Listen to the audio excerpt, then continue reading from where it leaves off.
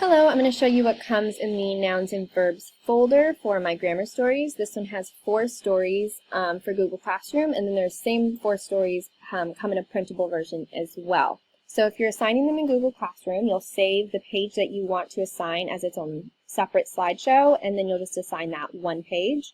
Just make sure that you push every student gets their own copy.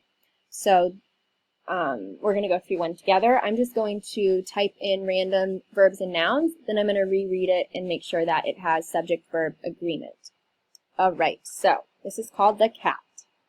I'm going to start with a verb. I'm going to say jump, noun, river, noun, house, verb, run, verb, cry, noun,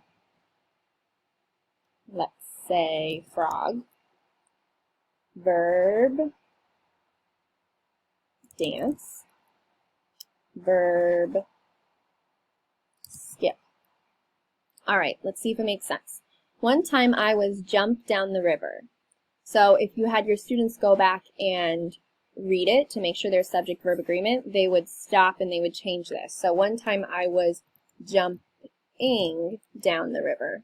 I saw something move behind a house. It was big and fluffy and it run very slowly. Oh, that doesn't make sense either. It was big and fluffy and it ran very slowly. I took a look and I saw a cat. The cat cried. Well, that doesn't make sense, so we're going to say the cat cried. Onto a frog. It started to dance very fast. I skipped home and drew a picture of the cat. I skipped home and drew a picture of the cat.